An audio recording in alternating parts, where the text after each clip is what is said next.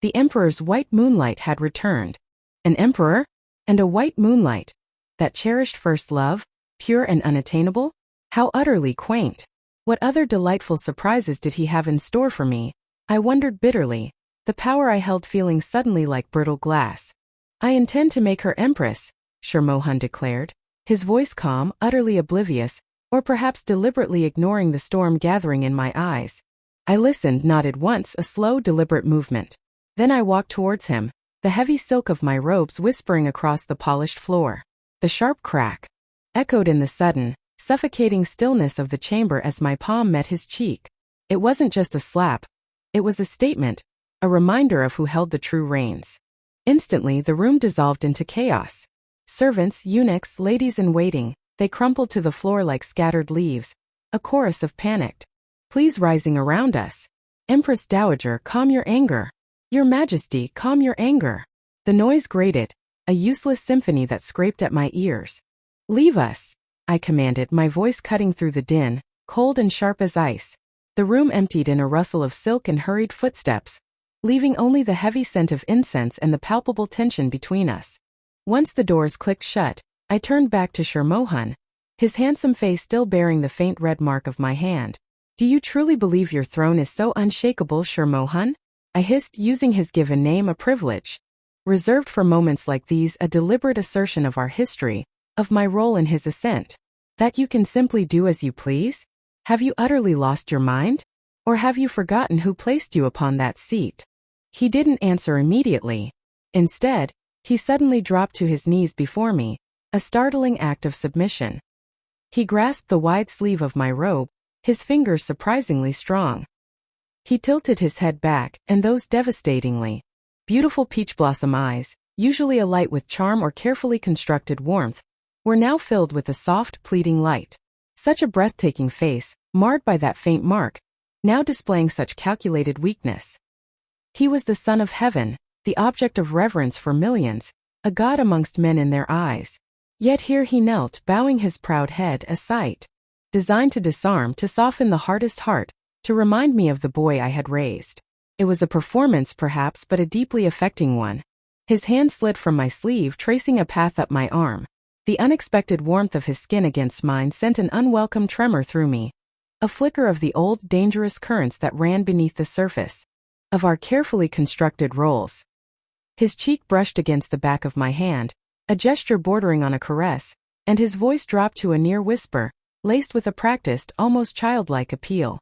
Mother Empress, he murmured, the address both respectful and intimate, a constant reminder of our tangled bond. I beg you, please just let her enter the palace. I promise just this once. After this, I will obey you in all things. I will be good. I remained silent for a long moment, the silence stretching taut between us, filled only by the sound of his quiet breathing. I wrestled with the storm inside me. Anger, possessiveness, deep, weary ache, and that treacherous, buried affection. In the end, as I so often did when he employed this particular brand of vulnerable manipulation, I yielded, but not completely. She may enter the palace. Grant her a title. I conceded, my voice tight. But Empress? Impossible. Do not even entertain the thought. That position is not for her. Thank you, Mother Empress. He smiled, his eyes curving into crescents, but the smile was hollow, never reaching their depths. It was a mask he wore well. The emperor had grown up. He had learned to feign obedience. He was no longer the petulant, defiant boy who would shove me away, shouting, "You're not my real mother. I hate you, you wicked woman." That boy was long gone, replaced by this master manipulator. I had taught him the intricate dance of survival in the treacherous halls of the palace. I had taught him how to conceal his true feelings, how to wear a mask of compliance while nurturing his ambitions in secret. And now he wielded those very lessons against me. A bitter harvest indeed. Standing there, watching his carefully crafted gratitude, I didn't know whether to feel a perverse sense of pride in my pupil or a chilling, pervasive sorrow. The woman Zhao Jingyan arrived a few days later. As expected, the emperor summoned her frequently, lavishing attention upon her until she became the undisputed favorite, eclipsing all others. Naturally, discontent simmered throughout the 6 palaces. Whispers and veiled complaints eventually reached my ears, carried on the currents of court gossip. I knew this favoritism couldn't continue unchecked. The position of Empress remained vacant, leaving the management of the inner court affairs still firmly in my hands, the Empress Dowager. One evening as Wanju, my loyal attendant, served me tea, she voiced her concerns. "Your Highness," she murmured, her brow furrowed. "Perhaps you should counsel His Majesty? This exclusive favor stirs unrest in the palaces. It may cause problems." I set down the book I was reading, taking a slow sip of the fragrant tea. The warmth did little to soothe the chill in my heart. "Inform the Emperor I wish to see him tonight. Shi Mohan." He had been placed in my care when he was merely 15. At the time I was but 22, already conferred the title of noble consort. Not because of any particular affection from the late emperor, but because my family, the powerful Xie clan, was indispensable to him for maintaining stability and control over the realm. With me as his adoptive mother, Shi Mohan's status soared. He became the son favored through his mother's influence. I doted on the boy. Or perhaps it was more accurate to say I loved the boy. When precisely that affection twisted into something deeper, more complex, I could no longer pinpoint. He had been by my side for so many years. From his 15th year to his current 22nd. From my 22nd to my present 29th. 7 years. In the slow unfolding of those long years, marked by shared secrets and silent companionship, on which specific day did duty and maternal care curdle into this forbidden, aching love? No one could say. Least of all me. With the formidable backing of the Xie family and my own relentless efforts to clear his path of obstacles, his ascension to the throne had been almost a foregone conclusion. Now he was the exalted emperor and I, the revered Empress Dowager. We were draped in honor and privilege, yet bound ever tighter by the gilded chains of our positions. He arrived deep in the night. I had almost given up on him, having already retired to bed. When his soft knock sounded at the door, I rose, clad only in my inner robes. Wanju admitted him, then discreetly withdrew, stationing herself outside the door like a silent sentinel. He walked towards my bed. The candlelight in the chamber was dim, casting long dancing shadows. It caught the brilliance of his eyes, making them seem like pools holding scattered starlight, luminous and captivating. "Mother Empress." His voice was soft in the quiet room. "Do you know why I summoned you tonight?" I asked, keeping my tone even. He nodded slightly. "No point in playing games then." I stated it plainly. "Do not show such exclusive favor. The whispers have reached my ears. It breeds resentment." His lips thinned slightly. A stray lock of dark hair fell beside his cheek, and instinctively, I reached out to tuck it back behind his ear. He caught my hand as I started to withdraw it, his grip warm and firm. His voice when he spoke was a low, gentle murmur, almost a caress. "Mother Empress," he began, his gaze holding mine, "I have always been fond of Jingyan. She endured so much hardship during her years of exile. I pity her suffering. Now that she is in the palace, and you forbid me from granting her a high rank, the least I can do is offer her my constant company, to shield her from the slights and schemes of others." As he spoke, he leaned forward, pressing his head gently against my chest, a gesture of childlike trust that felt utterly incongruous, yet intensely familiar. He nestled there, seemingly pliant and vulnerable. I wondered, with a sudden tightness in my chest, if he could hear the frantic, traitorous pounding of my heart against his ear. "Mother Empress," he continued, his voice muffled against the silk of my robe, "could I perhaps elevate her rank slightly? Just a little? Then I wouldn't feel the need to be by her side quite so often to protect her." I lowered my gaze, seeing only the absurdly long sweep of his dark lashes and the elegant line of his nose. He seemed so guileless, so endearingly earnest, yet his request was laced with a subtle, cruel manipulation, playing perfectly on my known weaknesses. "Mother Empress, please. Just a minor promotion." His voice was soft, insistent. Silence stretched. When I didn't answer, he tightened his arm around my waist, his touch sending shivers down my spine. His voice became even sweeter, bordering on a whine. "Mother Empress." I closed my eyes, exhaling slowly. Defeated. Again. Very well. I had taught him to use every tool, every advantage, every weakness at his disposal. Naturally, that included my own carefully concealed, fiercely guarded, forbidden affection. An affection that pulsed with life yet could never see the light of day. An emotion I could only acknowledge in the deepest, most silent corners of my heart. Granting Zhao Jingyan a promotion on top of the emperor's already blatant favoritism caused an uproar in the rear palaces. Smoothing the ruffled feathers of the other concubines and restoring a semblance of order took considerable effort on my part. When Zhao Jingyan finally came to pay her respects, she knelt as protocol dictated, yet her eyes held little deference, her posture subtly defiant. There was history between us, bitter history. Her family, the Zhaos, had fallen from grace, her father imprisoned, simply because they had backed the wrong horse. In the political games, a horse my Xie family had decisively put down. She herself had been exiled to the harsh frontiers because of it. It was only Shi Mohan's ascension and his insistence on reopening the old case that had cleared her family's name and brought her back. By all rights, we were enemies. You have been in the palace for some time now, I said, my voice smooth and cool. Are you adjusting well to its ways? Her expression remained impassive. Thank you for your concern, Empress Dowager. Everything is well. Her tone was flat, devoid of warmth or gratitude. I dismissed her. Wanju, however, bristled beside me as the woman departed. She delayed paying respects for days, Your Highness. Such disrespect. How could you let her leave so easily? It matters little, I murmured, picking up my book again, though the words blurred before my eyes. She was the one Shi Mohan cherished, the one he held in that tightly guarded space in his heart. I knew Shi Mohan yearned to fly solo, to escape the gilded cage of my family's influence. I wasn't blind to his subtle maneuvers at court, his attempts to cultivate his own allies to chip away at the power held by Xie officials. My family had paved his way to the throne, but our very prominence was now an obstacle in his eyes, a constant reminder of his dependence.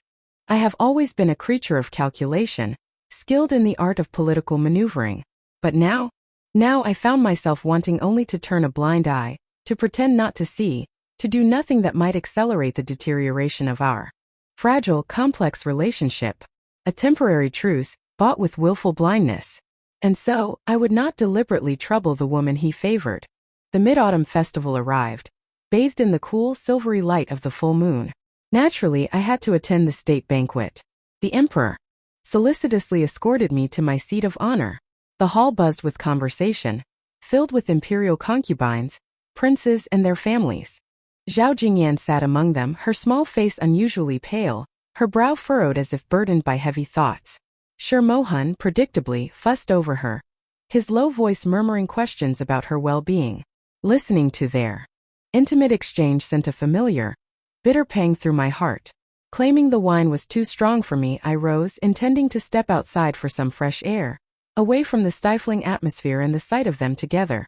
As I moved to leave, Shi Mohan reached out, catching the edge of my sleeve. He looked up at me, his eyes sparkling, whether from wine or genuine good spirits I couldn't tell. He seemed almost playful, like a child seeking attention. Shall I accompany Mother Empress?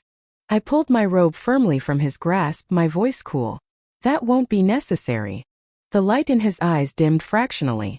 The charming smile faltered, then vanished. His long, elegant fingers rubbed together awkwardly in the air for a moment before he withdrew his hand. Outside, Wanju joined me. Why must Your Highness be upset with the emperor? She asked gently. A humorless laugh escaped me. The older I get, the less decorum I seem to possess. Wanju just smiled and shook her head softly. It was the Mid-Autumn Festival. Most palace staff were busy attending the banquet, and the guards accompanying me kept a respectful distance. The imperial garden was unusually quiet, bathed in moonlight, the air filled with the scent of osmanthus. Then Zhao Jingyan followed me out. She approached, bowed deeply, her face still pale, her expression unreadable in the shadows. Studied her troubled countenance, assuming she had sought me out to say something, perhaps to plead a case or voice a grievance. I never expected assassination. In an instant, her usually soft, pretty face hardened, etched with a terrifying, unwavering resolve. I watched, as if in slow motion, as she drew a dagger from her sleeve. The moonlight glinted wickedly on the polished blade. Every detail was sharp, crystal clear, yet my body felt encased in ice, unable to react. Her hand was perfectly steady, her face devoid of fear, filled only with a burning hatred, a desperate desire to take me down with her. Empress Dowager! I heard Wanju shriek, but she was just a palace maid, her legs undoubtedly turned to jelly by terror. In that split second, bracing myself for the searing pain, a figure suddenly loomed before me. Tall and straight, he completely shielded me, his body a solid wall between me and the descending blade. All I could see was the fall of his dark, silken hair cascading down his back. There was a sickening, muffled grunt as the blade struck home. The sound was horribly young. "Guards! Protect Her Highness! Assassins!" The shouts finally broke the spell. Palace guards surged forward, surrounding us. The man who had shielded me crumpled to his knees, clutching his chest, a strangled cough escaping him as blood stained his lips, dark against the moonlight. I caught a glimpse of the nape of his neck as he fell, smooth, white, vulnerable. Zhao Jingyan stood frozen, her eyes wide with panic and thwarted fury, her hands stained crimson. The guards quickly subdued and surrounded her. Shi Mohan arrived moments later, drawn by the commotion. His eyes swept the scene, instantly grasping the situation. He rushed to my side, his hands gripping my shoulders, his gaze frantic as he scanned me for injury. "Mother Empress, are you hurt? Did she?" I pushed his hands away, my voice regaining its composure, though my heart hammered against my ribs. "I am unharmed. Take this man back to Ningxiu Palace and see to his wounds immediately. The rest," I gestured towards the captured Zhao Jingyan, my voice hardening, "the Emperor will handle." Later that night, after the chaos subsided, Wanzhu urged me to drink some calming soup and retire early. The injured guard was being tended to in a side hall of my Ningxiu palace. I leaned against the headboard of my bed, flipping through a book, though the characters danced meaninglessly before my eyes. "Retire? It's far too early for sleep." Wanzhu hesitated. "It is late, Your Highness. Perhaps His Majesty won't come tonight." A small knowing smile touched my lips. I didn't answer. Less than an hour later, the eunuch Xiao Zhuozi announced from outside. "His Majesty the Emperor requests an audience." "Let him enter," I said calmly. "Wanzhu, you may withdraw." She nodded and slipped out, closing the doors softly behind her. I knew exactly why Shi Mohan had come. Zhao Jingyan had dared to attempt assassination within the palace walls. By all rights she should forfeit her life. But he wouldn't let her die, not his precious white moonlight. He had come to plead, to beg for leniency. I rolled the book into a tight scroll, resting my chin on my hand, and watched him enter. "Today," I began, my voice deceptively mild, "were it not for the timely intervention of that guard, this Dowager Empress would likely be dead. Does the Emperor not even care to inquire how I feel at this moment?" He stood partially cloaked in shadow, the dim candlelight catching only the sharp angle of his jaw and the glitter in his eyes. He stared at me unblinking. I couldn't decipher the emotions swirling in their depths. Even the familiar flecks of affection seemed uncertain, unreliable. After all, he was born with those expressive, soulful eyes. He looked at everyone with that same semblance of deep feeling. "Mother Empress," he finally said, his voice low and strained, "spare her life. I implore you. I will send her to the cold palace. I swear I will never see her again without your explicit permission. Just let her live. Plead." I held his gaze, a strange sense of exhilaration mingling with the cold anger. This moment, just the two of us, locked in this silent battle of wills, felt intensely, dangerously alive. "How exactly will you plead, Your Majesty?" He fell silent, his long lashes fluttering like moth wings against his cheekbones. Then he lifted his head, his gaze meeting mine again, and his elegant, long fingers moved slowly, deliberately, to the sash at his waist. I adored his hands, pale as porcelain, slender, usually carrying the faint scent of ink and parchment. They possessed an almost sacred quality.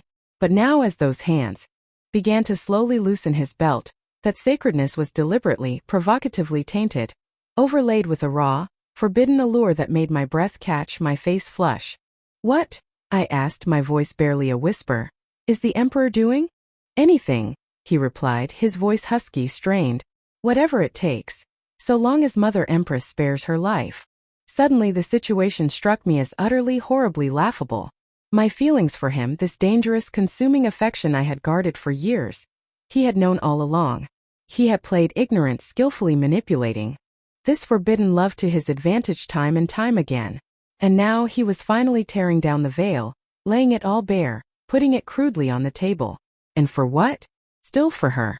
For his precious white moonlight. Yes, I had yearned for him, for the touch of his skin, for a closeness that transcended our prescribed roles. Love and desire had tangled together within me, growing wild and undeniable over the long years. But not like this. Never like this. Not as a tawdry bargain, a debasement offered in desperation for another woman. "Get out," I said, my voice low and trembling with a mixture of fury and disgust. He froze, his fingers stilling on the knot of his sash. "Get out," I repeated louder this time. "Do not defile the Ningxiu palace with this transaction." His hands dropped to his sides. His face shifted through a spectrum of emotions, pale, then flushed, then pale again. Was it relief? Or crushing disappointment? Couldn't tell. Finally, he just pressed his lips together, looked at me one last time, his voice barely a whisper, laced with a plea and a hint of wounded pride. "Mother Empress." In the end, I granted his unspoken wish.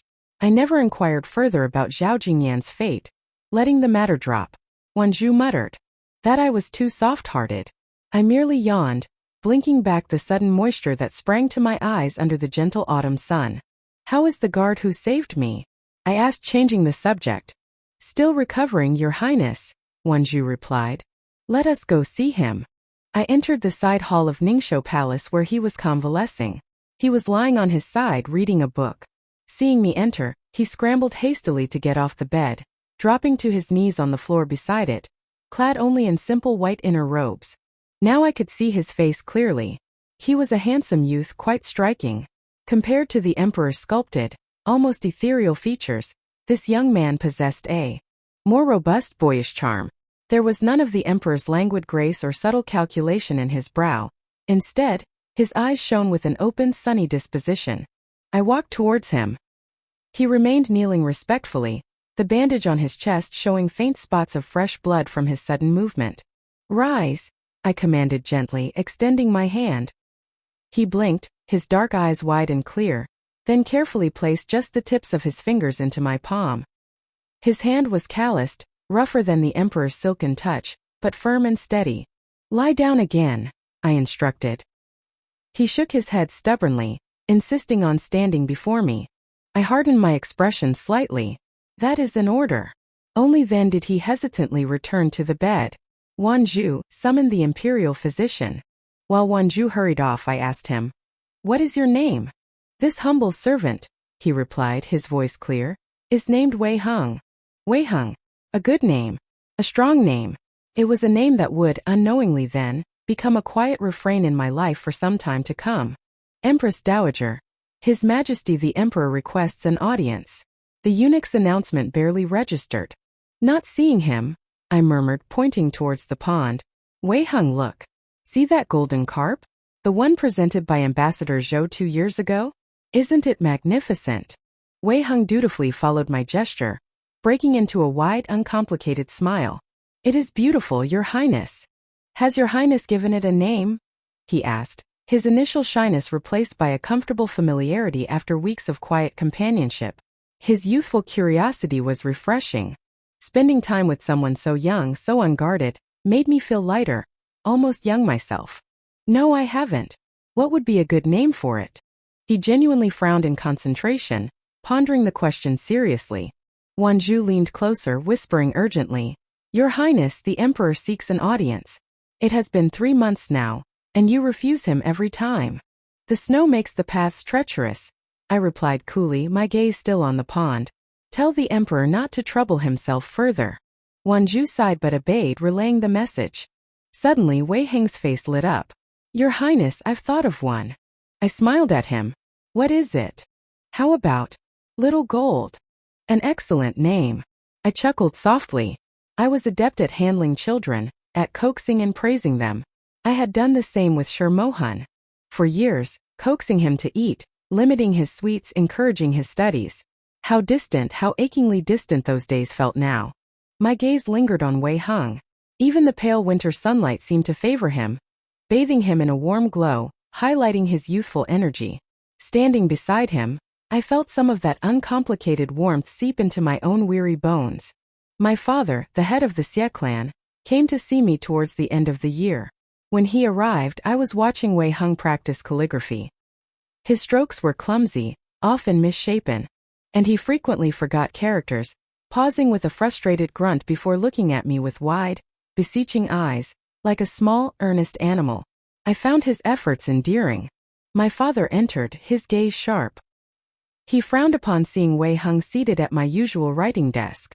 Understanding his disapproval, I quietly dismissed the young guard. From the thunderous expression on my father's face, I knew a storm was brewing. "The Empress Dowager seems quite idle these days," he began, his voice dangerously low. "While you enjoy your leisure, are you aware of what the Emperor is doing at court? Your estrangement has emboldened him." I had heard whispers, of course. Shi Mohan was growing impatient, desperately trying to shake off the Xie family's control, cultivating his own loyalists, attempting to dilute our power within the court. "The Emperor is young and perhaps impulsive," I offered placatingly. "Father should guide him patiently." His face darkened further. "Guide him? If you hadn't insisted on adopting him all those years ago, that powerless son of a low-born concubine, why would the Xie family have ever backed his claim? Now, barely settled on the throne, he seeks to dismantle the very ladder he climbed. How can I not feel a chill in my heart?" I knew what my father was implying, the unspoken threat hanging in the air. Deposition. Replacement. I sighed, trying to soothe him. "I understand father's concerns. I will find an opportune moment to speak with the Emperor. He is not an unreasonable person fundamentally." He snorted dismissively, then turned and swept out of the room, his robe swirling around him like dark thunderclouds. The servants in the hall shrunk back, heads bowed, barely daring to breathe. In this vast empire, the true reins of power were not, despite appearances, held solely by Shi Mohan. Wherever my father, Xie Hong, walked, his presence commanded more fear, more deeply entrenched authority, than the young emperor himself. I knew Shi Mohan had long grown weary of being a puppet emperor, tired of the feeling that others slept soundly beside his imperial pillow, dictating his moves. But he was still too green, too impatient. Openly challenging the Xie family, with its deep roots and sprawling influence, could only lead to disaster. I saw him again at the New Year's Eve banquet. Wei Hung, now my personal guard, accompanied me, waiting dutifully outside the main hall where the celebrations were underway. Snow fell heavily outside, blanketing the palace grounds in white. "Bring Wei Hung inside to attend me," I instructed a eunuch. His old wound still troubled him sometimes, especially in the damp cold. I worried it might flare up. The Emperor, seated at the head table, watched me, his gaze intense, almost burning. "It seems gaining an audience with Mother Empress is truly a difficult feat these days," he remarked, his tone carrying a subtle edge. "The Emperor is burdened with state affairs," I replied coolly. "It is gracious of him to find time for this Dowager Empress at all." He paused, his lips tightening for a moment. Then his gaze shifted to Wei Hung, who had entered quietly and now stood respectfully behind my chair. "Mother Empress should perhaps not maintain such close relations with a mere guard." There was a possessive glint in his eyes. "Indeed," I replied, deliberately provocative, meeting his gaze. "Perhaps it would be more fitting if I took him as a lover instead." "Mother Empress!" Shi Mohan exclaimed, his voice sharp with shock and anger. The wine cup in his hand shattered under the sudden pressure, shards scattering across the table. Wine mixed with blood as fragments pierced his skin. He winced, his brow furrowing in pain. My own heart constricted sharply at the sight of his pain, an involuntary, deeply ingrained reaction. "Attendants! Summon the imperial physician." The banquet dissolved into chaos. Sighing inwardly, I rose to leave, the festive atmosphere ruined. But once again he caught the edge of my sleeve. "Mother Empress," he pleaded, his voice suddenly soft, laced with a nasal tone that made him sound almost like a child. "Stay with me." It was the voice from our shared past, the voice that echoed through years of quiet nights and shared confidences. I froze, momentarily paralyzed by the flood of memories. His hand slid from my sleeve up to my arm, his touch searingly hot against my skin. Reluctantly I stayed.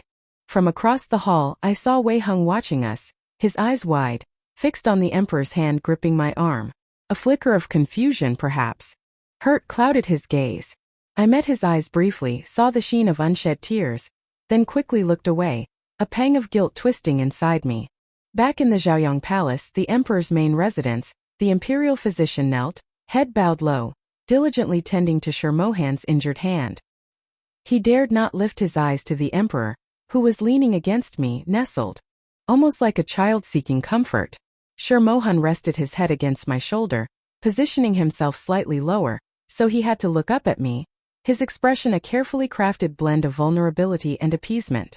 "Mother Empress," he murmured softly, "I was wrong." I remained silent, my gaze fixed on the intricate gold dragon embroidered on his robes. Wrong about what? About trying to dismantle the Xie family after we placed him on the throne? About pleading for the life of the woman who tried to kill me? About his possessive jealousy over Wei Hung? The list was long. My silence seemed to unsettle him. He rubbed his forehead gently against my neck, a familiar, almost feline gesture he used when seeking forgiveness or favor. "Mother Empress, please don't be angry anymore. What is it you want this time?" I asked quietly, weary of the game. Every display of closeness, every apology from Shi Mohan, inevitably came with a price tag attached. I needed to know the currency required for this transaction. He stiffened slightly at my bluntness, then slowly sat up straighter, pulling away from me. Those mesmerizing eyes, usually dancing with calculated emotion, fixed on mine unblinking. And then for a fleeting moment, I saw something unexpected flicker in their depths. A genuine hint of disappointment, perhaps even hurt. Outside, the wind howled, rattling the windows, the storm mirroring the tempestuous emotions within the room. I rose to my feet, smoothing down my robes. "The emperor is a wise ruler," I stated formally, "and the Xie family are loyal subjects. It would be prudent for the emperor not to chill the hearts of his most devoted servants." He sat on the edge of the bed watching me, his beautifully shaped lips pressed into a thin line, lending his face an air of sullen displeasure. Strands of dark hair fell across his forehead, obscuring his expression. When he looked up again, the mask was back in place. He offered a small, placating smile. "Naturally. Mother Empress has done so much for me, and the Xie family has served the dynasty loyally for generations. I shall always be grateful." I looked at him, knowing he lied, knowing he had chosen a path that diverged sharply from mine, a path leading inevitably towards conflict. Profound exhaustion washed over me. There were too many complexities, too many potential pitfalls. I needed time to think, to reassess, to plan. Turning to leave, I felt his hand grasp my wrist urgently. He had scrambled off the bed, heedless of his bandaged hand. The sudden movement must have reopened the wound. Fresh blood seeped through the linen, startling the physician, who immediately prostrated himself, murmuring apologies. "Mother Empress," Shi Mohan pleaded, his grip tightening. Stay with me." I hesitated, wanting to refuse, wanting to retreat to the cool solitude of my own palace. "Mother Empress hasn't seen me properly in nearly 4 months. He pressed, his voice laced with genuine pain this time. "Just stay a little while longer. Please. When I was hurt before, you always stayed with me, sometimes all night." In the end, I relented. I instructed Wanju to escort Wei Hung back to Ningxiu Palace to rest. Shi Mohan's eyes flickered at the mention of Wei Hung, but he said nothing. He took his medicine, which made him drowsy. I sat beside him on the bed, leaning against the headboard, a book of poetry open in my lap, reading aloud in a soft, low voice, just as I used to do years ago. He rested his head in my lap, yawning contentedly. "Mother Empress," he murmured sleepily, "do you remember that time I fell from the rockery?" I closed the book, placing it aside. "I remember. I fell so hard. When you and the others found me, I was covered in blood. They carried me back here, and I had to stay in bed for 2 whole months. You stayed with me the entire time." He paused, a faint smile touching his lips. "My old nurse used to sing to me when I was sick, but Mother Empress couldn't sing, so you read poetry instead." He chuckled softly. "That day when you found me by the rocks," Mother Empress cried. "Nonsense," I retorted gently. "I did not cry." He kept his eyes closed, a contented curve to his lips, lost in the memory. I remembered it vividly too. It had happened about 6 months after I had formally adopted him. That incident. Perhaps that was the turning point, the moment I realized that simple protection wasn't enough, that I needed to place him on the throne itself to ensure his safety, and by extension my family's continued influence. It hadn't been an accident. Shi Mohan even then was a clever, observant child. Though his birth mother was insignificant and he lacked imperial favor, becoming my adopted son had made him a target. Someone had wanted him removed. After that fall, I began in earnest to teach him how to read people, how to trust no one implicitly, how to navigate the treacherous currents of the court, how to dissemble, how to survive.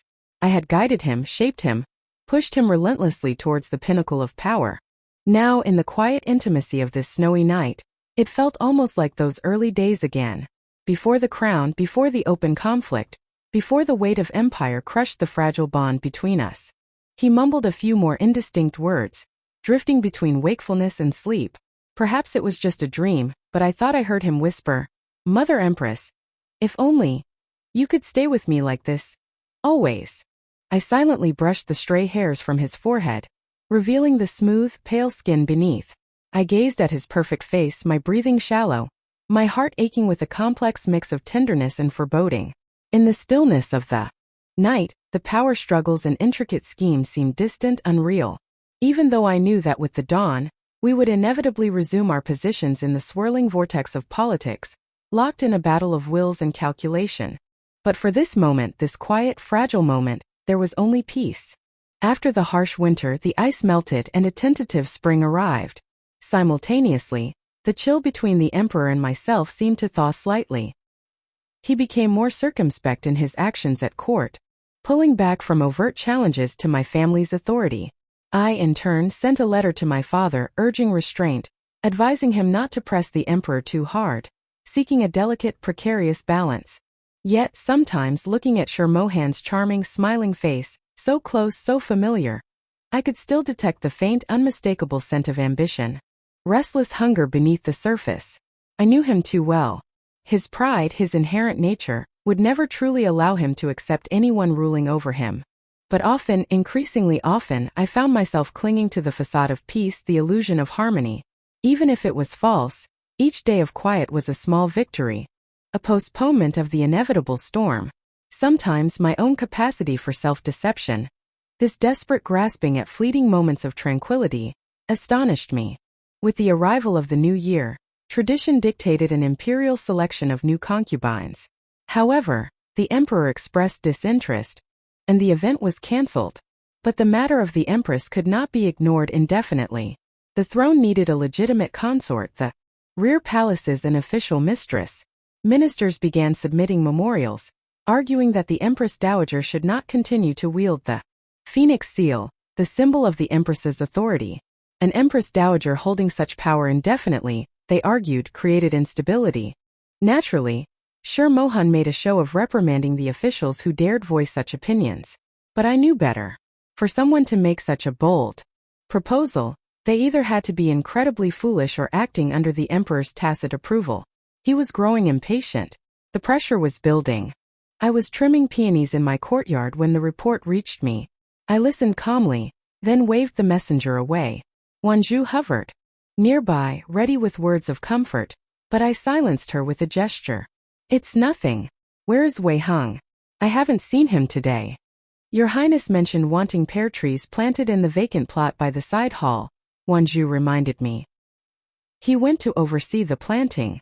Let us go take a look." Outside the side hall, I discovered Wei Hung was doing far more than just overseeing. Despite the lingering chill of early spring, he had shed his outer robe, tying it around his waist. Clad only in a thin white undergarment, a sheen of sweat glistened on his forehead, as he vigorously packed earth around the base of a young pear tree. In the past half-year, he seemed to have shot up in height again, though he remained lean. The bright red robe tied around his waist emphasized its narrowness, hinting at the coiled strength beneath. I stood under the covered walkway, watching him work for some time before he finally noticed me. His face broke into a sudden radiant smile, as bright and welcome as the gentle spring sun itself. "Your Highness." I waved him over from the walkway. He immediately dropped the hoe and jogged towards me, his movements eager and unrestrained. For a fleeting moment, I felt like I was calling over an enthusiastic puppy. "You should let the gardeners handle this," I chided gently. "Why are you doing the heavy labor yourself?" He grinned, a touch of shy pride in his expression. "This servant wanted to plant them personally for your Highness." I let it be. "Remember to come back to the main hall for dinner," I reminded him before turning back towards my chambers. Near dusk, the imperial physician arrived hastily. After checking my pulse, he initially declared me in perfect health. I cleared my throat pointedly. He immediately understood and amended his diagnosis. The weather shifts abruptly between warm and cold in early spring. The Empress Dowager's constitution is delicate, and she has unfortunately caught a slight chill. It is advisable for Her Highness to rest quietly in bed and avoid exertion. I nodded, satisfied. Thank you for your trouble, physician. He bowed and departed. News of my sudden illness spread through the palace like wildfire. I dispatched Wanju to deliver the phoenix seal to the emperor, along with the message that I was unwell, unable to manage the affairs of the 6 palaces, and therefore consented to his choosing an empress. The emperor rushed over that very day, ostensibly to inquire after my health, but I refused to see him.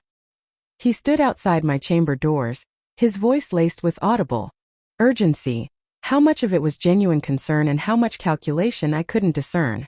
Mother Empress is ill. Please allow me to attend to you personally. I ignored him, instructing Wanju to send him away. His voice dropped, tinged with what sounded like genuine hurt. Why won't Mother Empress see me? I couldn't believe he didn't understand the reason. Since he insisted on playing dumb, I would play along. I was ill, too weak to receive visitors. That was my official stance. Inside my chambers, I sat comfortably on a low couch. Wei Hung sat on a footstool at my feet, diligently cracking walnuts, dropping the shelled nuts into a small porcelain bowl. Hearing the emperor's pleading outside, his ears twitched slightly, but he said nothing. However, the rhythmic cracking of the walnuts seemed to grow slightly more forceful. Only after the emperor finally departed did I reach out and gently pinch Wei Heng's earlobe. All right, that's enough. We won't be able to eat all those. Yes, Your Highness, he replied dutifully, but his hand continued to fidget with the last walnut, turning it over and over. He didn't look pleased. I knew Wei Heng had sensed the unusual, complex nature of my relationship with the emperor. Ever since that snowy New Year's Eve at Zhaoyang Palace, when I had emerged to find him standing stiffly outside, having waited in the freezing wind all night, his gaze fixed on the closed doors, I knew that despite his youth, he possessed a keen intuition. He reminded me in that moment of a younger, more vulnerable Shi Mohan. I gently cupped his chin, tilting his face up to meet my eyes. Let's go see the pear trees you planted, I suggested softly. His expression immediately brightened, the earlier tension vanishing. Yes, Your Highness. He smiled. All right.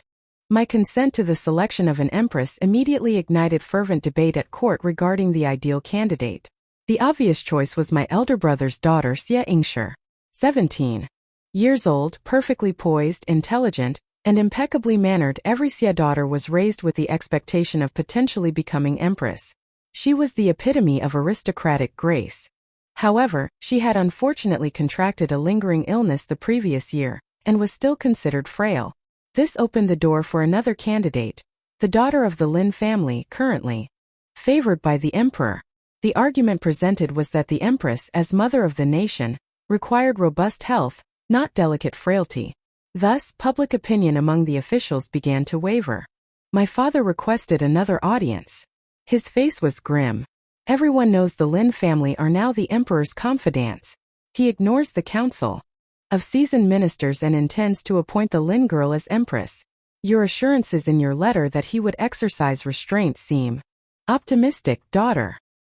He looked at me sharply, his hawk-like eyes seeming to pierce through my composure, sending a familiar tremor of unease through me.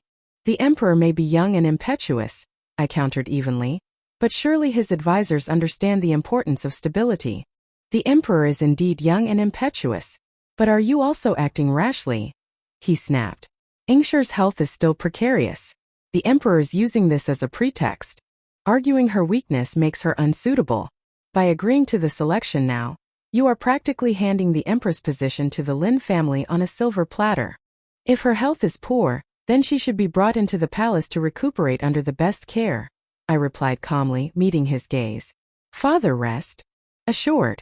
Since I have opened this door, I have my own methods. Your officials at court must continue to advocate for Yingshi. Leave the emperor to me. After my father departed, leaving behind a palpable tension, I asked Wanju for a jug of wine and sat alone in the courtyard of the side hall. The pear trees, transplanted maturely, were already in full bloom, their delicate white blossoms like freshly fallen snow. Soon petals drifted down, blanketing the small table before me. The wine was perfectly warmed. I drank cup after cup, yet the alcohol failed to cloud my thoughts or numb the persistent ache in my chest. The moon was full again tonight, impossibly bright, casting silvery shadows across the courtyard. My thoughts inevitably drifted to Shi Mohan. Since feigning illness, we hadn't seen each other properly in weeks. It felt strangely lonelier than the years before his ascension, when he was just a prince constantly hovering at my side. Back then there were schemes and power plays too, but they were directed outwards. Together we had been each other's most trusted confidant, bound by shared ambition and hidden affection. If the Empress Dowager wishes to see His Majesty, Wanju murmured softly from the edge of the courtyard. This servant could summon him. I looked up, feigning surprise. When did I say I wished to see him? Wanju sighed, gently taking the wine jug from my hand. Your Highness was just calling his name. A small self-deprecating smile touched my lips. Perhaps I was slightly drunk after all. Never mind him. I waved a hand dismissively. Summon Wei Hung. Wei Hung came and sat quietly beside me. The wine had made me dizzy, my head heavy. I leaned my head against his shoulder. The moon was beautiful. Wei Heng's face, flushed slightly in the cool night air, was also beautiful in its youthful earnestness. His heart beat rapidly against my ear, a frantic rhythm that reminded me of Shi Mohan years ago, when he had accidentally stumbled upon me changing my robes, heart pounding, hands trembling so much he couldn't hold his teacup steady. But those days were gone, irrevocably past. I had tried to warn Shi Mohan, tried to persuade him to pull back from his collision course with my family. He was intelligent. He must have known the likely outcome. Yet he persisted. I couldn't stop him. And my father, proud, unyielding, head of a clan whose influence spread like ivy through every level of the empire. He wasn't just fighting for his own power anymore. He was fighting for the survival and dominance of his entire lineage. I couldn't stop him either. Caught between them, I felt a wave of weariness wash over me. In the hazy confusion of the wine, I wondered again. What if I had never adopted Shi Mohan? What if I had ignored that lonely boy washing ink stains from his sleeve by the palace lake all those years ago? Our fates would never have intertwined. I wouldn't have spent countless hours grooming him for power, wouldn't have fallen into this labyrinth of forbidden love. But then, I also wouldn't have known the quiet intimacy of those shared nights, the fragile moments of connection that had become the anchor of my solitary existence. There was no easy answer. No alternative past that didn't come with its own regrets. Leaning against Wei Heng's solid shoulder, I don't know how many times I murmured Shi Mohan's name into the night air. Wei Heng's hand, resting on his knee, clenched into a tight fist. Then, startlingly, I felt his fingers gently grip my chin, tilting my face upwards. The moonlight blurred his features, making his expression unreadable. I opened my mouth to reprimand his boldness, but the words died on my lips as his mouth covered mine. A wave of warmth spread through me. His lips were soft, tentative at first. Then a shy, nimble tongue slipped past my guard, exploring with an astonishing tenderness. I heard a soft gasp, his or mine, I couldn't tell, echoing in the stillness. The sound, intimate and unexpected, sent a blush creeping up my neck, my blood singing in my veins. His long lashes fluttered against my cheek, conveying a mixture of nervousness and fierce determination that resonated deep within my own conflicted heart. When the long lingering kiss finally ended, my legs felt weak. I sagged against him, burying my face in his chest. His heart hammered against my ear, a frantic drumbeat in the quiet courtyard. Despite the tumult of emotions, or perhaps because of it, sleep claimed me quickly. The next morning I woke with a pounding headache. Wanju, seeing me awake, hurried over to help me dress and wash. Your Highness, she reported quietly, Lord Wei has been kneeling outside all night. Why? I began. Then the memories of the previous night flooded back with embarrassing clarity. The moonlight, the pear blossoms, the wine, the surprising heat of his kiss, the tangle of tongues, the dizzying intimacy. Tell him to go back and rest, I managed, turning away to hide my flushed face. Wanju nodded and slipped out. I had little time to dwell on stolen kisses and complicated feelings. My political maneuvering required my full attention. I continued my charade of illness, my condition worsening dramatically, necessitating the attendance of various noblewomen from prominent families, ostensibly to help care for me. Shi Mohan repeatedly requested to see me, but I refused him each time under the guise of frailty. Finally, he declared he would summon the finest physicians from across the empire to diagnose my mysterious ailment. He wouldn't insist on entering my chambers himself, he assured me, so I had no grounds to refuse. My feigned illness couldn't withstand scrutiny from truly skilled doctors. Reluctantly, I allowed his chosen physician access. I was forced to swallow the bitter concoctions prescribed, ensuring that my pretense of sickness soon became a genuine, albeit mild, reality. A heavy tightness constricted my chest. The physician sent by the emperor finished his examination, his brow furrowed with concern, and left to report back. Shortly after, Shi Mohan arrived again. Previously, he likely suspected I was feigning illness. Now, armed with his physician's report confirming I was genuinely unwell, his anxiety seemed palpable. He didn't wait to be announced, his voice urgent from just outside the door. "Mother Empress, let me just see you for a moment. Please." I ignored him. Wei Hung sat beside my bed, patiently feeding me a spoonful of bitter medicinal soup. Since the incident in the courtyard, an unspoken understanding existed between us. We never discussed the kiss, but something had shifted. He was no longer just a loyal guard. A different, more personal connection had been forged. He continued feeding me, his brow furrowed slightly at the sound of the emperor's insistent voice. Suddenly, with a loud crack, the emperor kicked open the door and stormed inside. The attendants outside gasped and fell to their knees, crying, "Empress Dowager, forgive us." Shi Mohan paid them no heed. He stopped abruptly upon seeing me with Wei Hung, the medicine bowl poised near my lips. His initial worried expression dissolved, replaced by a chilling coldness. He stood, frozen for a moment, his gaze flicking between me and the young guard, then slowly advanced towards the bed. "Mother Empress is ill," he said, his voice dangerously smooth. I was deeply concerned. "Wei Hung, you may leave us," I instructed quietly. Wei Hung hesitated, meeting my eyes, his own filled with silent disapproval, before reluctantly bowing and withdrawing. The emperor picked up the bowl of medicine Wei Hung had set down. He dipped the spoon and brought it to my lips. "He can care for you," he murmured, his voice low, almost possessive. "But I cannot? The emperor is burdened with affairs of state," I began, but he cut me off by pressing another spoonful of the bitter liquid past my lips. I decided it was easier just to remain silent and let him feed me. He didn't have much time to linger in Ningxiu Palace anyway. At court, he was still deeply embroiled in the contentious debate with my father and the Xie faction over the selection of the empress. The rotation of noblewomen attending my sickbed continued. I finally met the Lin family's daughter, Lin Zun. She possessed an unexpected air of quiet strength beneath her polite demeanor, straightforward and without artifice. A respectable young woman. Pity, really. During the days she was assigned to attend me, my condition took a dramatic turn for the worse. In the midst of a violent coughing fit, I spat up a mouthful of blood onto the silk handkerchief Wanju pressed into my hand. The entire palace was thrown into alarm. Imperial physicians swarmed Ningxiu Palace, conferring in hushed, urgent tones. Someone inevitably suggested consulting the court astrologers. Perhaps my illness was due to an inauspicious alignment of stars, or perhaps someone's presence was clashing harmfully with my imperial aura. My prior arrangements unfolded perfectly. Rumors began to circulate, subtle at first, then gaining momentum. The presence of the Lin family's daughter, Lin Zuan, seemed to exacerbate the Empress Dowager's illness. Her constitution clashed with mine. She was inauspicious. The whispers spread like wildfire, reaching beyond the palace walls into the city. Soon, even commoners were gossiping about the ill-omened Lin daughter, whose proximity caused sickness. The court factions, previously divided, fell silent.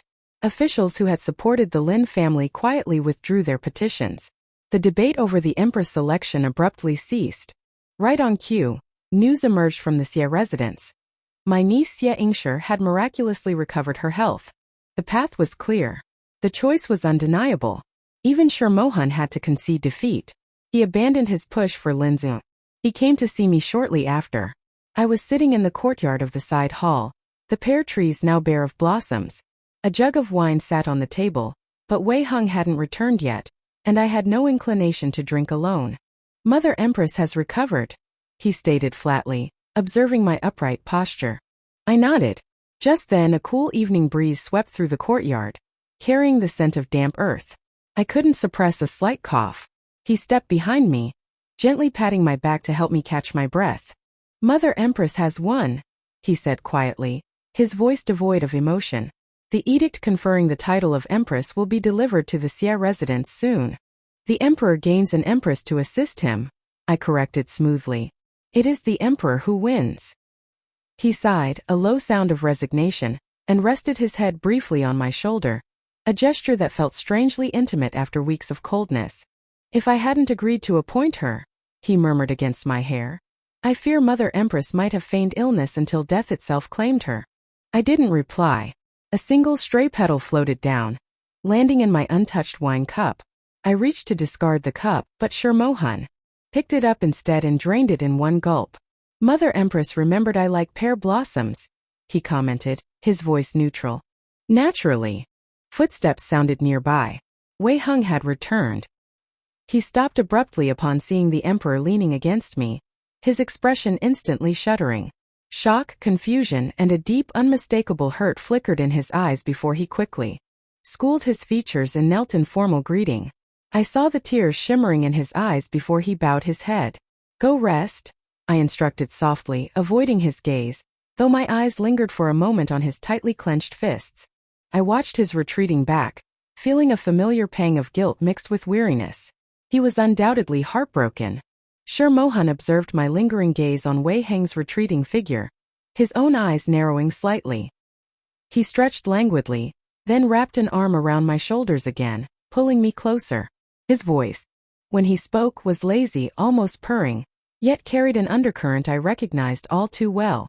The recent gulp of strong wine had roughened its edges, making it sound deeper, sexier, more dangerous. "Mother Empress," he began casually, "that guard of yours, he seems quite skilled. Perhaps he should be transferred to serve before the imperial throne? I would ensure he is well rewarded for his loyalty." Without hesitation I shook my head. "This Dowager Empress requires his service here." His head remained nestled against my shoulder, his face hidden from my view. I could only see the sharp line of his jaw and the curve of his lips.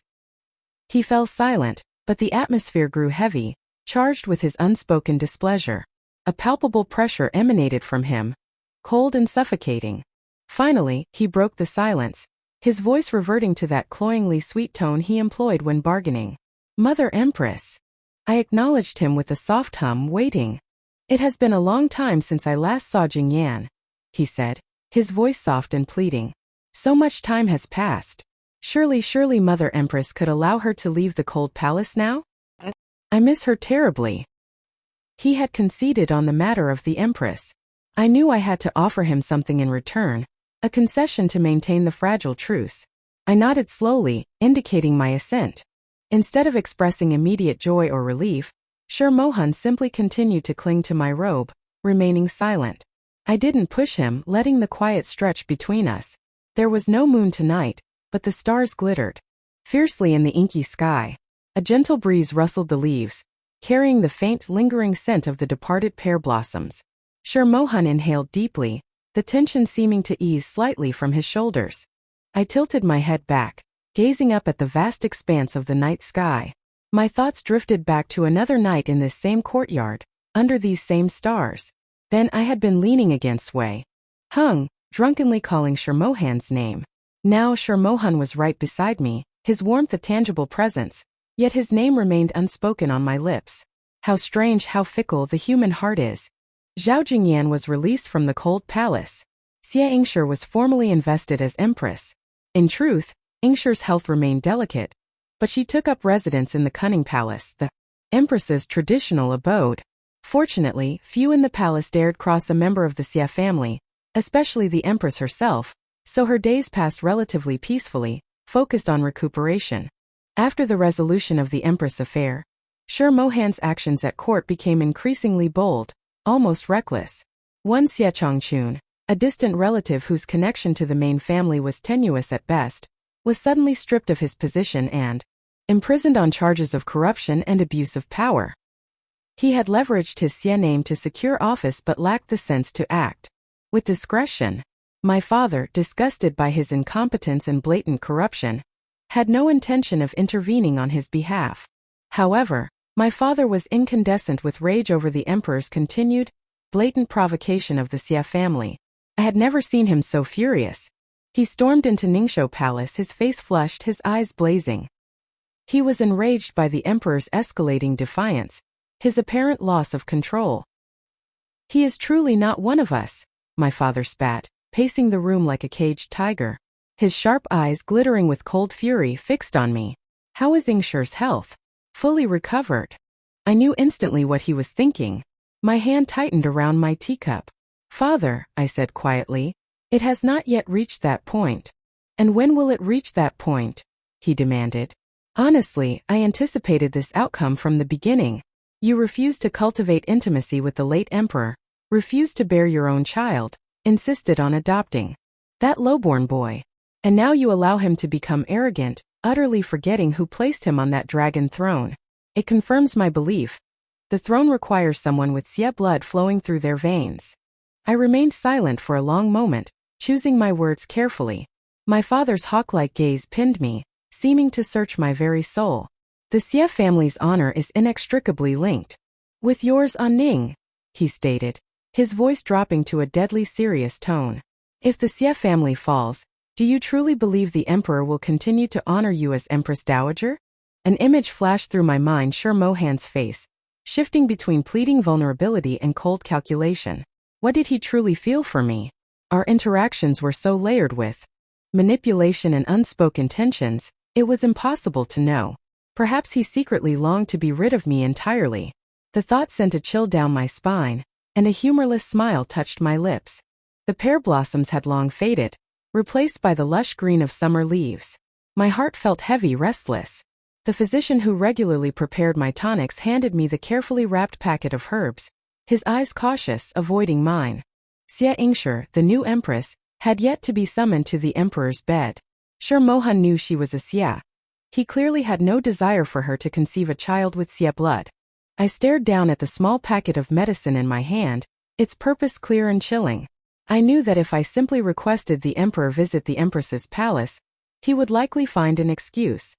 "Inform His Majesty," I instructed Wanzhu, my voice steady, "that I wish to see him here tonight." It was rare for me to summon him proactively. That night, a heavy summer rain lashed against the windows. He arrived nevertheless, his sleeves and one shoulder darkened by moisture. I waited for him not in my main chambers, but in a rarely used side pavilion, one I had ordered meticulously prepared, decorated to be intimate and inviting. He entered, looking around in surprise. "Mother Empress." That familiar way he called me, the slight softening at the end of the title, still held its potent blend of respect and subtle seduction. "You're wet," I observed calmly. "Go bathe first, lest you catch a chill." He nodded, disappearing behind a screen where attendants waited. I personally lit the incense burner, selecting a blend known for its potent, cloying sweetness, a fragrance designed to stir the senses, to muddle the mind. The drug mixed within it was powerful. Shi Mohan was no saint, and self-restraint was not his strong suit. As the heavy sweet scent began to permeate the air, clouding the senses, the Empress Xie Ingshur arrived at the door and paid her respects. "Go inside," I instructed softly. The servants had already been dismissed, melting away into the rainy night. I personally pulled the heavy doors closed behind her. In that final moment before the lock clicked shut, I heard Shi Mohan's voice call out my title, "Mother Empress." It sounded strained, desperate, almost like a plea, a struggle against something he didn't understand. My footsteps faltered for a fraction of a second. I knew exactly what would happen next behind those closed doors. I had no desire to linger, to listen. I walked slowly back to my own sleeping chambers through the rain-washed corridors. Wei Hung stood waiting faithfully under the eaves, guarding my door. Perhaps my face betrayed the turmoil within, because he reached out to steady me with unusual care as I approached. I forced a smile, gently patting his cheek. "This Dowager Empress is fine. You need not keep vigil tonight. Go rest." He shook his head stubbornly, his dark eyes serious. "This servant wishes to guard your highness." I simply smiled faintly and turned away, facing the darkness within my room. Sleep eluded me that night. After fulfilling her imperial duty, Empress Xie Yingshi remained in Ningxiu Palace under my direct supervision, her diet and care meticulously managed by my staff. The emperor did not visit for a long time. Once I glimpsed him by chance in the imperial garden. He simply stared at me from a distance, his expression cold and unreadable, then turned abruptly and walked away. I knew he resented me for what I had done. A month later, the physicians confirmed the empress was pregnant. The conception of a potential heir, a legitimate son born of the principal wife, should have been a cause for great celebration, blessing for the dynasty. But the only ones genuinely pleased were the members of the Xie family. When Shi Mohan received the news, he shut himself inside Zhaoyang Palace for the entire day, refusing to see anyone. At the next palace banquet, everyone dutifully offered congratulations. The emperor gazed at the empress's still flat abdomen, his eyes narrowed in calculation. "That is your own flesh and blood," I reminded him quietly, sipping my wine. His lips twisted into a semblance of a smile, his eyebrows arching slightly. "Naturally," he replied smoothly, but his expression held only deep suspicion and a chilling lack of welcome for the coming child. "Mother Empress went to such great lengths for this child," he continued, his voice laced with heavy sarcasm, "even resorting to certain methods to ensure my cooperation. This emperor is of course immensely looking forward to this child's arrival." The fragile peace between us, already strained, felt ready to shatter completely. I said nothing more. Across the hall, Zhao Jingyan sat pale and quiet. Midway through the banquet, she suddenly covered her mouth and began to retch uncontrollably. The emperor immediately summoned the imperial physician. After a brief examination, the physician announced, his voice filled with surprise, that Zhao Zhaoi, her current rank, was also with child. My focus remained entirely on protecting Xie Yingshi and the child she carried. If anyone in the world wished for the disappearance of the baby growing within the empress, it was undoubtedly the emperor himself. He frequently visited Zhao Jingyan, showering her with attention and care. Perhaps for his own child, the one he truly desired, he could muster genuine tenderness. The pear trees in the side courtyard, the ones Wei Hung had planted, were gone. They had been replaced with rows of flowering crabapple trees. Wei Hung had been deeply saddened when he learned I had initially planted the pear trees because Shi Mohan favored them, so I had them removed. My relationship with Shi Mohan felt irrevocably damaged. Pleasing him was no longer a priority. But perhaps I could still offer some small comfort, some gesture, to the memory of Wei Hung, even if he wasn't there to see it. Shi Mohan saw the courtyard full of blooming crabapple trees but made no comment. We hadn't spoken properly in a long time. He was consumed by his own affairs, his veiled struggles against my family's influence. So, his sudden appearance in my private chambers late one night was unexpected. He didn't wait for an invitation but sat down on the low footstool before my couch, making himself smaller, more vulnerable. "Mother Empress," he murmured, his voice soft and low, "my head hurts." Without a word, I reached out and began to loosen the intricate knot holding his hair. His long dark locks spilled over his shoulders, silky and smooth as black satin, cool against my fingertips, carrying the faint, familiar scent of aloeswood incense. My fingers threaded through his hair, gently massaging his temples. He closed his eyes, leaning into my touch with a sigh of pleasure, like a large lazy cat enjoying a rare moment of indulgence. "This reminds me of before," he whispered. A faint smile touched my lips. "Me too." It felt like stepping back in time, to the countless quiet evenings we had spent like this, before everything became so complicated, so poisoned by power and resentment. "No one was ever kind to me back then," he continued, his voice soft, tinged with old pain.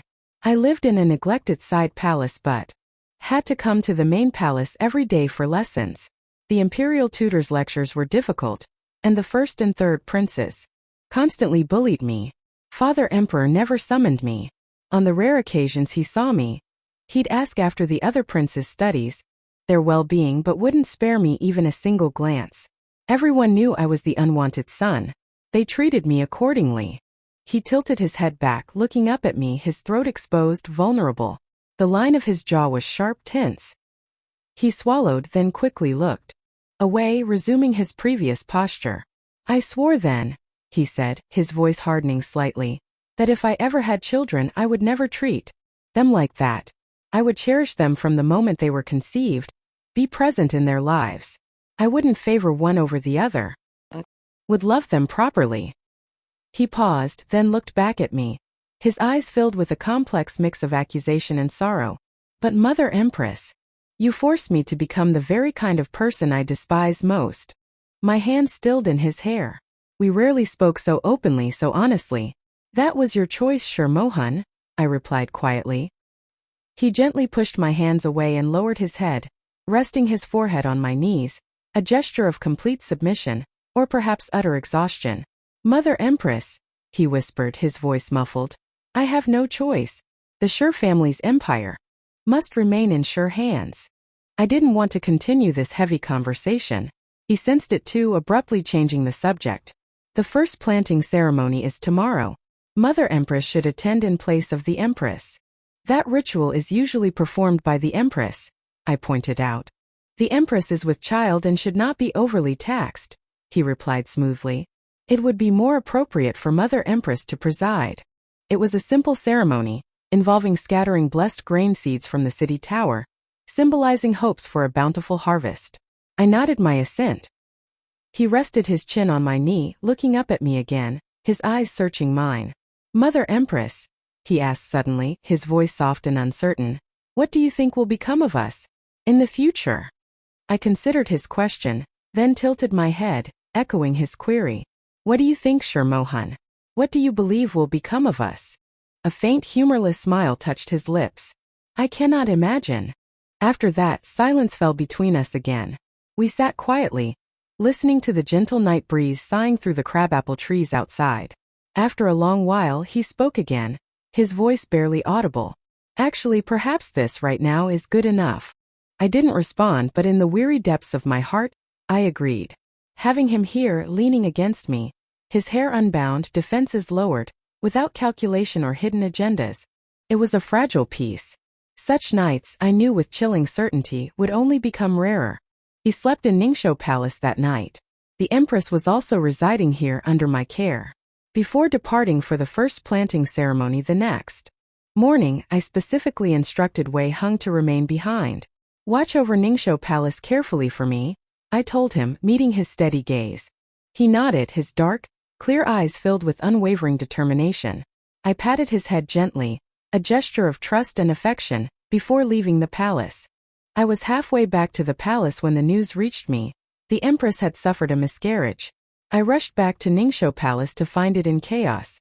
The Empress lay pale and weak in her bed in the side hall, maids rushing in and out carrying blood-soaked basins, physicians huddled together, wringing their hands in agitated whispers. Shi Mohan stood to one side, his face an impassive mask. Seeing me enter, he smoothed his features into an expression of carefully constructed concern. Mother Empress, you've returned. I don't know how this happened. It was so sudden. His performance, his feigned innocence, had lulled me into a false sense of security. Perhaps deep down I had truly wanted to believe he wouldn't harm his own child, even one carrying Xia blood.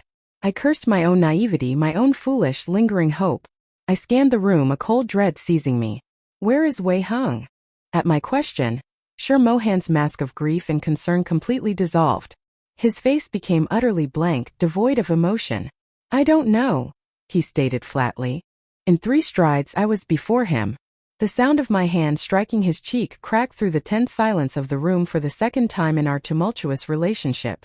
He staggered back, turning his head away, a red mark blooming on his skin. The physicians and attendants instantly fell to their knees, a chorus of fear rising around us. Empress Dowager, calm your anger. Your Majesty, calm your anger. He slowly turned his head back, his eyes meeting mine, cold and defiant. Mother Empress, he said, his voice low and steady, you have always won, but you will not win forever. A hysterical laugh bubbled up in my throat. Xia Ingshi lay possibly dying behind us, our fragile truce shattered, our conflict laid bare. We stood facing each other, adversaries stripped of all pretense. Do you think you've won? I asked, my voice trembling with rage. Fine. Very well. This Dowager Empress will show you once and for all whether this empire truly belongs to Shi or to Xia. I spun around, storming out of the room. Issue this decree immediately. I commanded the trembling attendants who scrambled after me. Today Zhao Jiaoyi startled the Empress, disturbing her pregnancy. The Empress requires complete bed rest to recover. Considering Zhao Jiaoyi is also with child, this Dowager Empress will mercifully spare her life. Relocate her immediately to the detached Xingong Palace. She is forbidden to leave without express permission. My attendants hurried off to relay the order. I turned back, my gaze sweeping over the stunned occupants of the side hall. Listen carefully, all of you.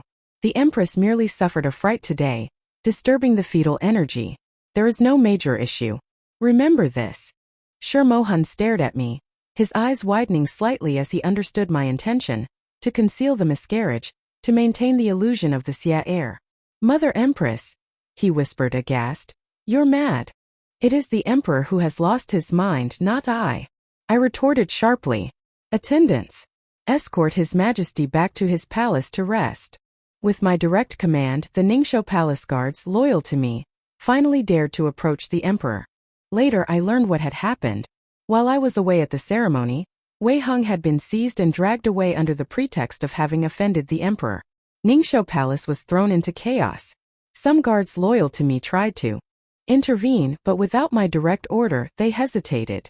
Those who did step forward were quickly overpowered and detained by the Emperor's personal guard. It was during this manufactured turmoil that the accident befell the Empress. My head throbbed with pain and fury. I didn't want to hear the details, the carefully constructed lies. The outcome was all that mattered. My father arrived that night, summoned by the news. He was incandescent, his face flushed crimson with rage, ready to demand the Emperor's head. I managed to calm him temporarily, assuring him I had the situation under control. Where is the Emperor? He demanded, his voice tight. Confined to his rear chambers, I replied. If he has resorted to such measures, then there is nothing more to be said, my father declared grimly. Have him write the abdication edict. A sudden abdication? How would you explain that to the court, to the empire? It would cause chaos, I argued quickly. Trust me, father. In 5 months, a healthy heir will be born.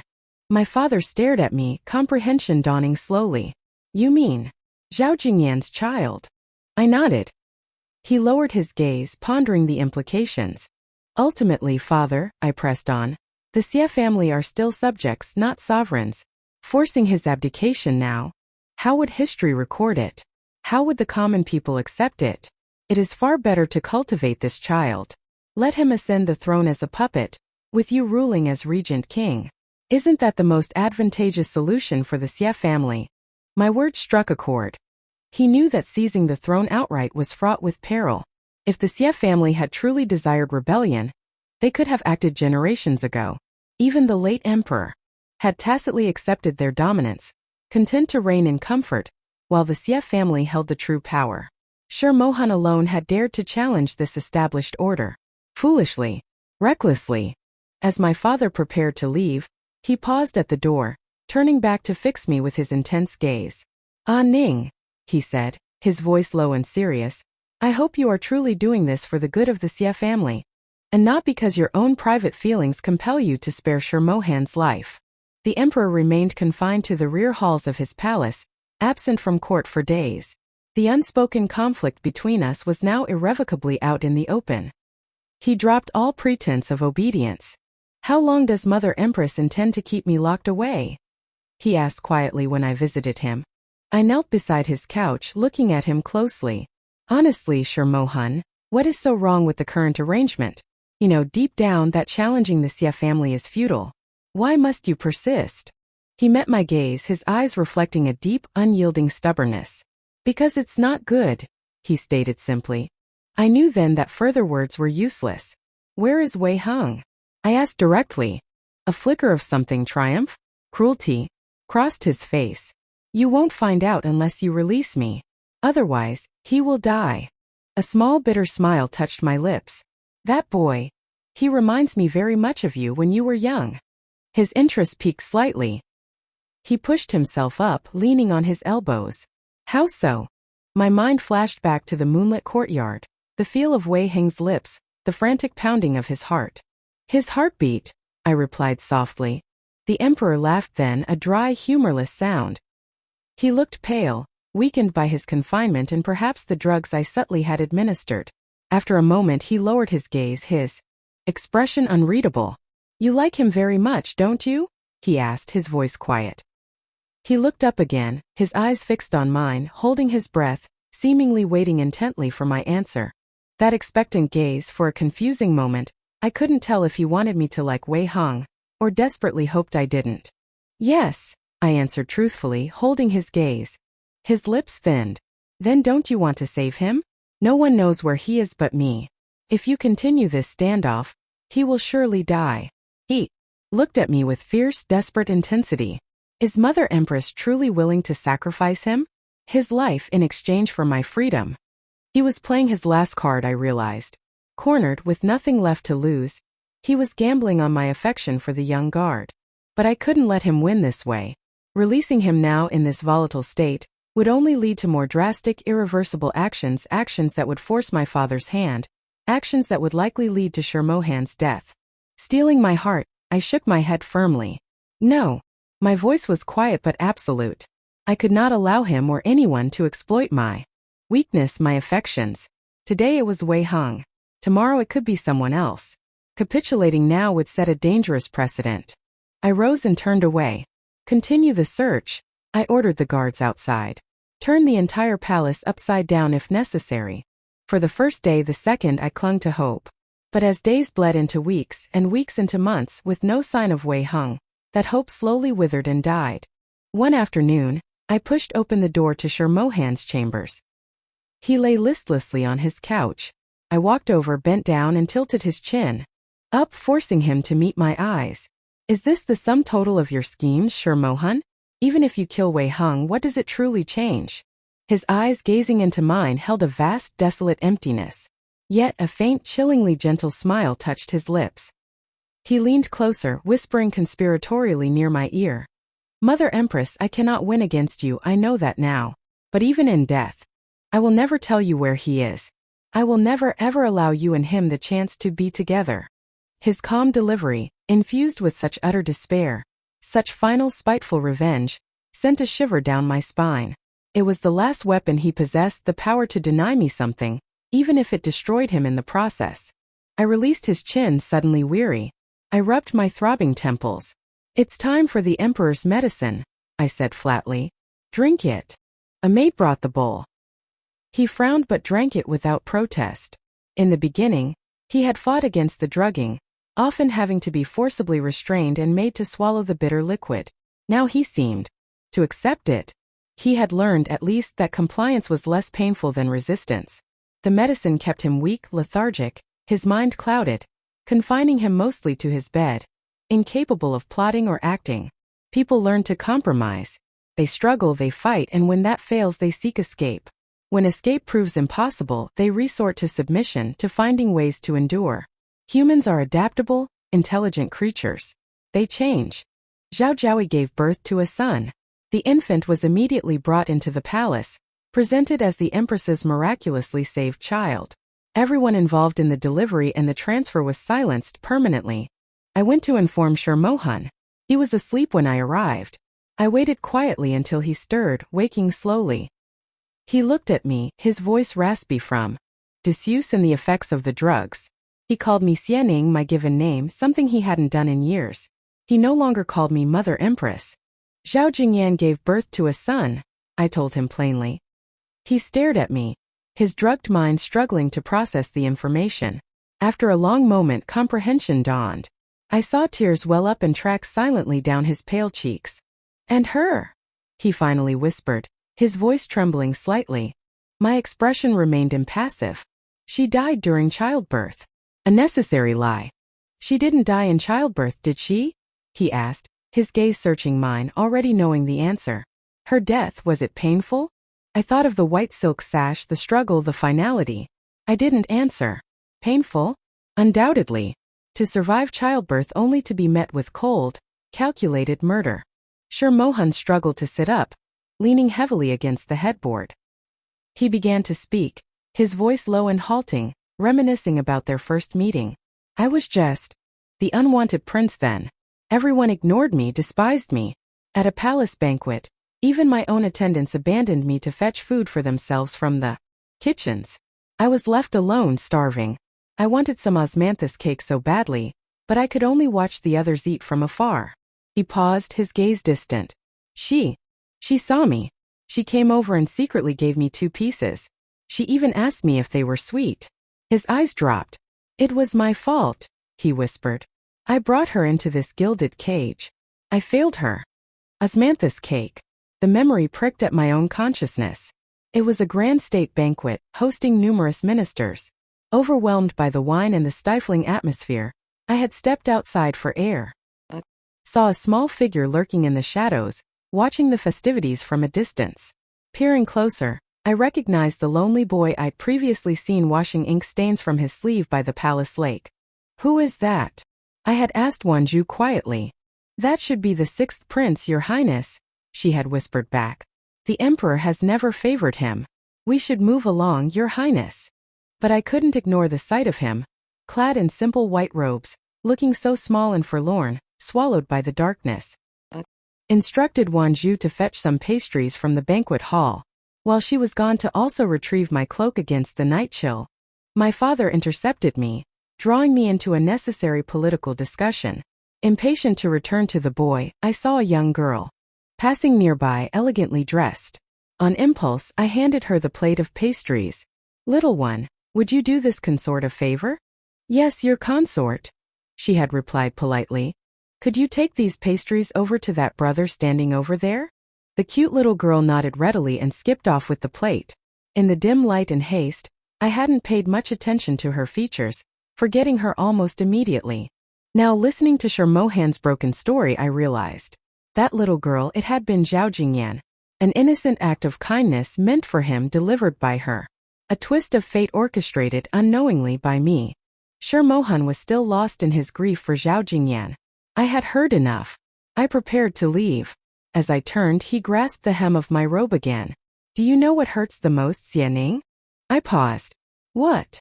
She suffered exile in her youth because of your family. She finally returned, only to endure misery and fear in this palace. She bore my child, only to be murdered immediately after. All of it. His voice broke, filled with a raw, devastating anguish. All of it was because of you. I lowered my eyes, listening silently as he enumerated my sins against her, against him. When he finally fell silent, exhausted, he whispered, but the most terrible part is, I never hated you for it. No matter what you did, I could never truly bring myself to hate you. Something flickered between us then, a raw, undeniable emotion struggling to break free from the ruins of our relationship. Love? Hate? Despair? A toxic blend of all 3? But I refused to acknowledge it. Attacking the heart, playing on emotion. That was his most potent weapon. He had used that beautiful, deceptive face, those soft, pleading words, and my own damnable affection for him to win countless battles, to gain countless advantages. Not this time. I pulled my robe free from his weakened grasp. The fabric felt light, almost weightless. That won't work anymore, Emperor, I said softly, my voice devoid of warmth. He withdrew his hand, turning his face away. Fine, he whispered hoarsely. I never asked him about Wei Hung again. He never volunteered the information. His son Shi Mohan, officially recognized as Empress Yangshi's child, grew steadily. With the emperor indisposed, my father effectively ruled the court as regent, maintaining order and Xia dominance. Time flowed onwards. Another autumn arrived. The crabapple trees in the courtyard were heavy with small sour fruit. Seeing them one day, I thought unexpectedly of Wei Hung. If he were here, he would have been delighted by the fruit, childlike in his enthusiasm. That boy, the one whose eyes crinkled into crescents when he smiled. Our last real conversation had been on that bright, windy morning before the planting ceremony. A final, unknowingly final moment of simple companionship. The emperor remained confined to the rear chambers of Ningxiu Palace. I visited him occasionally. He had become listless, withdrawn, often just sitting by the window staring blankly outside. I felt the time wasn't right yet. He hadn't been fully tamed, the fire not completely extinguished. So I kept him confined. One day, I brought him some of the ripe crabapple fruit. He simply knocked the offering from my hand, the small red globes scattering across the floor. I felt nothing. No anger, no sadness. I simply turned and left. It wasn't until the following year, during routine cleaning, that attendants discovered a hidden chamber concealed behind a loose panel in the Zhaoyang Palace, Shi Mohan's former residence. Inside lay a skeleton. Beside the skeletal remains rested a crudely drawn picture. It depicted a smiling young man standing beside a woman who was unmistakably me. Scrawled beneath the drawing in shaky, almost childish characters were the words, Wei Heng protects the Empress Dowager. Wei Heng. He might have struggled with calligraphy, but his drawing possessed a certain poignant likeness. I ordered his remains to be respectfully returned to his family, along with the drawing.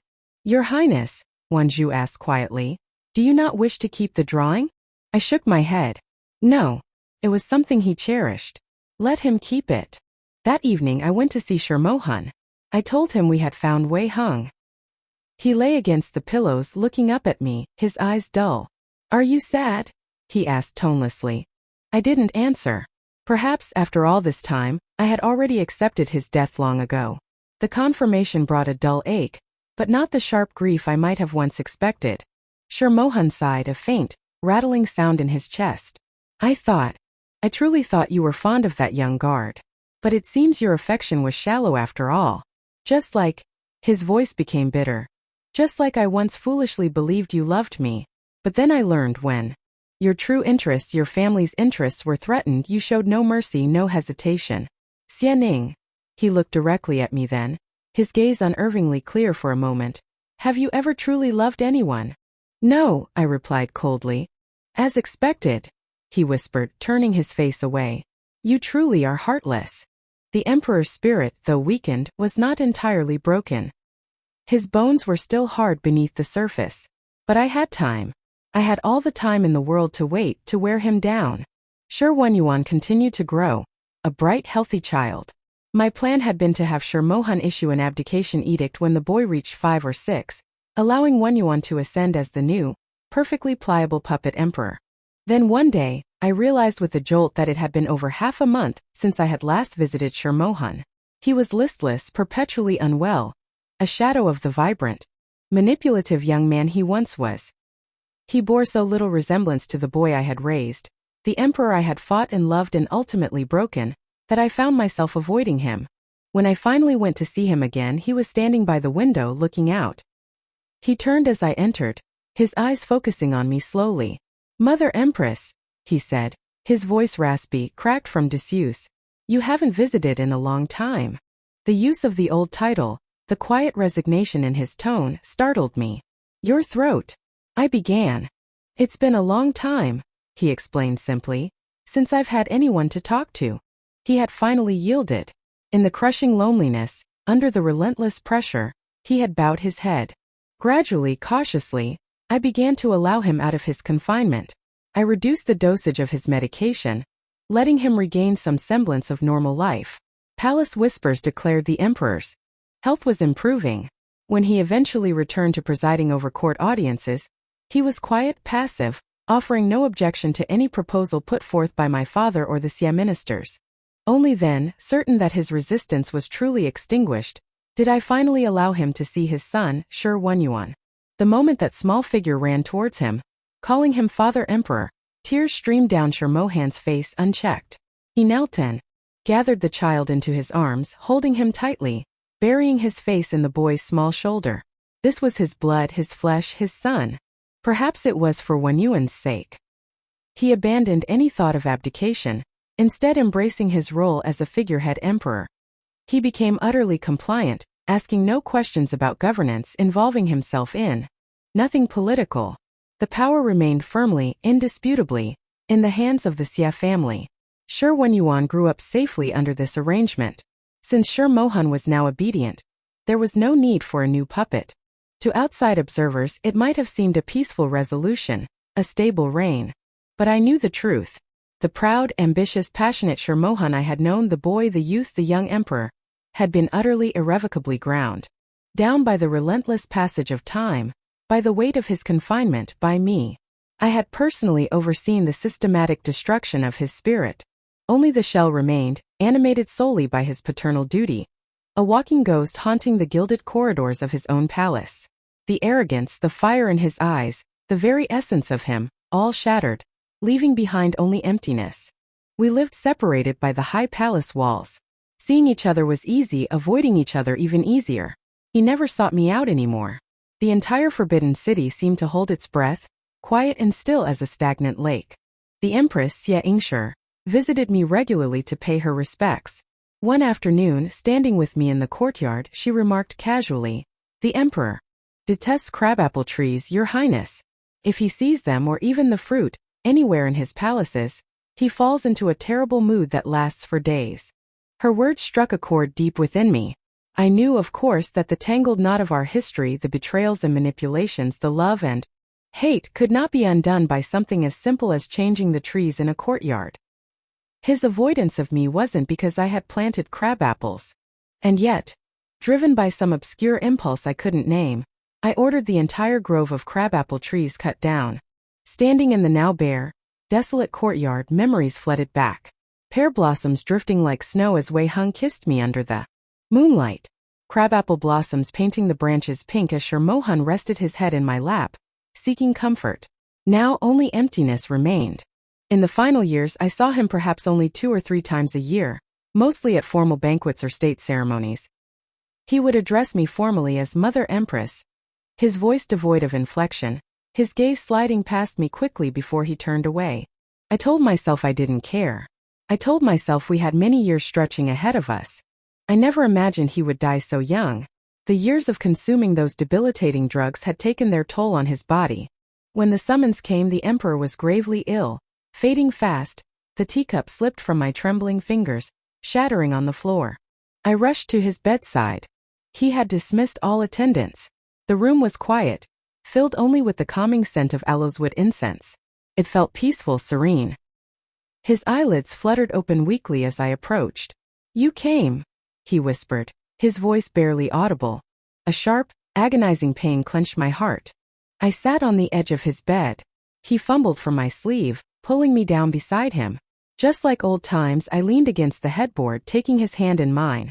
Instinctively, I began to recite poetry, the verses flowing softly in the quiet room. He listened silently, his eyes closed. When I finished, he spoke again, his voice weak but clear. "Mother Empress," he murmured, "be good to one in. I know true freedom is impossible for him in his position. But if he ever resists like I did, teach him, guide him. But please spare his life." I nodded, unable to speak past the lump in my throat. He took a shallow, rattling breath, the effort clearly costing him. "Rest now," I whispered, pulling the blankets higher around his frail shoulders. He shook his head weakly, his gaze fixed on my face. I forced a smile, though I feared it looked more like a grimace. "What is it? More words for me? You can tell me when you wake." His expression was serene, almost peaceful, as if embracing a long-sought release. Looking into his eyes, now unervingly clear, I saw flashes of the years unfold: the hopeful boy, the ambitious prince, the tormented emperor. He lay there, nestled against me, just as he had countless times before. His fingers weakly toyed with a strand of my hair. He opened his mouth as if to say something more, something personal perhaps, but then his expression darkened slightly, his gaze clouding as if recalling some final bitter memory. He closed his mouth abruptly, almost petulantly, leaving the words unspoken. With a final surge of effort, he pressed a folded document into my hand. The succession edict, no doubt. Then he turned his head, burying his face against my waist, and fell utterly still. Silence. No more words. No final confession, no accusation, no farewell. He hadn't left me a single personal word.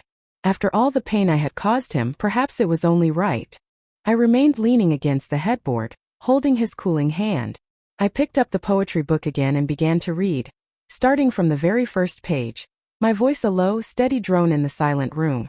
He didn't interrupt to ask the meaning of a line. He didn't ask how to write a particular character. The late afternoon sun slanted through the windows, illuminating the faint trails of incense smoke drifting in the air. The room was immaculate, peaceful, yet saturated with an almost unbearable loneliness. I could no longer hear his heartbeat. The official announcement of the emperor's passing echoed through the palace, A wave of prescribed morning cries rising into the twilight air. The noise felt hollow serving, only to deepen the profound desolation settling over me. Through it all, I heard someone weeping nearby, genuine, heartbroken sobs that only emphasized the vast emptiness. I simply sat there, numbly stroking his cheek, saying nothing. Eventually, attendants and officials crowded into the room, kneeling beside the bed. The Empress, Yingshi, gently touched my arm. "Mother." "Empress," she urged softly, her own face pale with grief, "we must attend to His Majesty's funeral arrangements. Your current state. It is contrary to protocol." Slowly, stiffly, I rose from the bed. I smoothed my robes, composed my features into a mask of imperial dignity. By the time I stepped out of the Zhaoyang Palace into the moonlit night, my eyes felt raw, burning, bloodshot. I walked for some distance through the quiet gardens, then paused, looking back. The great doors of the Zhaoyang Palace were closed. I was the Empress Dowager. Soon I would be the Grand Empress Dowager. There were countless duties awaiting me, protocols to observe, an empire to oversee alongside my father and brother. I couldn't afford to linger by the deathbed of the emperor, tending to his body, lost in grief. I walked on, head held high, the cool night air like ice against my face. It felt wet. Tears? Or just the dew? Tonight the moon was brilliant, casting a stark, frosty light over everything. My fingers tightened around the small, cool object concealed in my palm. The jade pendant I had surreptitiously removed from Shi Mohan's robes before leaving his side. I knew it was wrong. The attendants preparing his body would notice its absence, causing unnecessary consternation. But I couldn't help myself. I needed something tangible, some small keepsake. A memento. For all the turbulent, hidden emotions I had harbored for him. Feelings I could never acknowledge, never speak aloud, not even now. Feelings that would die with me, unspoken. I took a deep, shuddering breath, forcing back the overwhelming tide of grief that threatened to consume me. I straightened my shoulders and walked forward, resolutely, without looking back. We had already seen our last sunset together, fading away quietly, on an ordinary day just like any other.